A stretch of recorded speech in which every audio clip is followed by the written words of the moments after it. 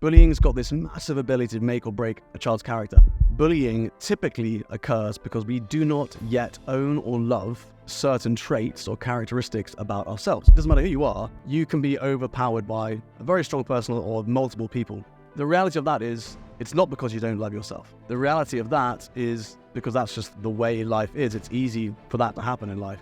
But physical assault is different. And the tricky bit here, I think, is you can't prevent that from happening, but what you can do is prevent yourself from adopting a victim mindset after an incident like that.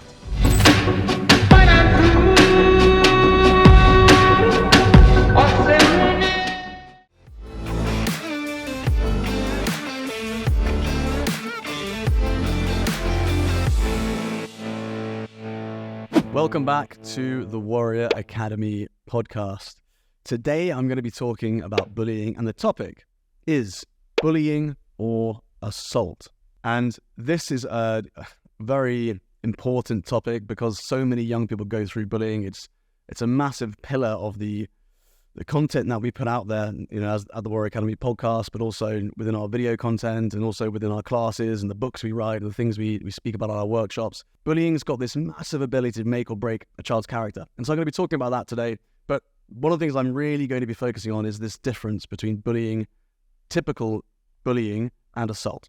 The reason I'm making this podcast episode is because very recently I put a video out on YouTube, and obviously YouTube is great for comments, right? There's always someone on YouTube who comes up with an interesting comment.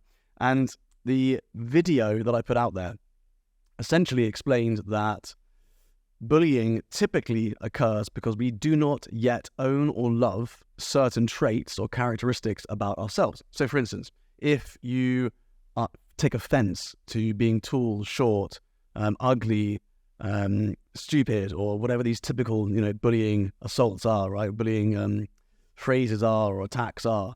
If you take offense to them, it's typically because you do not own or love those traits about yourself.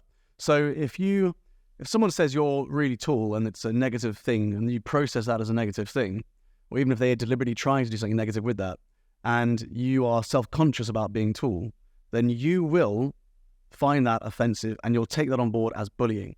Now, if, on the other hand, you owned and loved that trait about yourself, you loved the fact that you were tall because it meant you could reach things, you were brilliant at certain sports like basketball, and you really excelled in that, you owned and loved that trait about yourself, you wouldn't take offense to it. And so the bottom line here is you typically attract the bullies into your life by having a wide range of insecurities that bullies pick up on in order to victimize you. So when I put this video out there, I got one of the most classic responses back, as you would expect. And that response was, well, what if I'm attacked by 5 people in school or at home or on the streets or whatever it is, and they beat me up and, they push me around and it's very, very physical. Is that because I don't love certain traits about myself? And the answer to that is no. What I'm talking about when I'm talking about owning and loving certain traits about yourself is the typical form of bullying or verbal isolation or exclusion or the psychological side of bullying. When someone is physically attacking another person, that is assault, and that's very different. And the reality of assault is it doesn't matter how amazing you are at martial arts. Yes, it's really important to learn to defend yourself because it's empowering and you can prevent 99% of attacks from most people if you are ever in the unfortunate situation that you're in that. But the reality is there comes a point where you could be attacked by someone much stronger than you or a group of people and you're helpless. There's nothing you can do. It doesn't matter if you're Bruce Lee or Jackie Chan or, the most incredible martial arts fighter out there. Anyone, it doesn't matter who you are, you can be overpowered by a very strong person or multiple people. And the reality of that is, it's not because you don't love yourself. The reality of that is because that's just the way life is. It's easy for that to happen in life. But physical assault is different. And the tricky bit here, I think, is you can't prevent that from happening, but what you can do is prevent yourself from adopting a victim mindset after an incident like that. So if you imagine you have been assaulted, physically assaulted, afterwards, you might have experienced so much trauma from that, you can experience 2 things from this. You can go down, it's like a fork in the road. There are 2 routes you can go down. One is post-traumatic growth. Believe it or not, that assault, that physical assault that you went through could have the ability to transform your life in a positive way. Because of that assault, not in spite of, but because of it, you could then try and find more physical empowerment in what you're doing. You could seek to be stronger.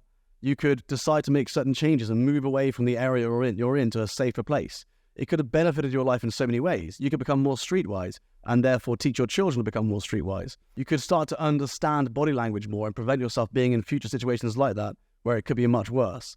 So there are a million things that could go in a positive way after a typical event like that. On the other side, you could adopt a victim mentality where you decide never to leave your home again. You decide that you are someone who is easily victimized. You decide that you don't want to be a part of new social groups because it's dangerous and maybe you were hurt from that social group before. You start to make decisions which limit your freedom.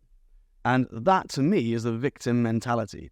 And so when it comes to owning and loving traits about yourself or your mindset around the physical assault, it's about not letting your trauma define you and not choosing to make decisions with a victim mindset and rather try to force yourself down the post-traumatic growth side of things. You've got the ability after an incident like that to push for the positive in life. And ultimately, it's down to you to make that decision. And that leads us into kind of extreme ownership and some really interesting conversations around that, which I'd love to do another podcast episode on. But ultimately, it's down to you, and you choose which route you go down. You choose whether or not you want to be a victim or you want to seek for the positive after an incident like that and have more empowerment and more ownership in your life. So just to wrap up, the key differences there between bullying and assault. Bullying typically occurs with verbal and psychological, and we often we attract the bullies into our life through insecurities we have or the traits or characteristics we don't yet own or love about ourselves. Physical assault is something very, very different. Anyone, doesn't matter how tough you are, can be physically assaulted, but it's up to you to decide how you choose to live your life after a traumatic experience, not letting the trauma define you and not identifying as a victim after something very, very difficult like that. So I hope that was interesting. I hope that provided you with some interesting insights. If you did enjoy this episode, make sure you subscribe to the YouTube channel and to the Warrior Academy podcast as well. And I look forward to seeing you next time.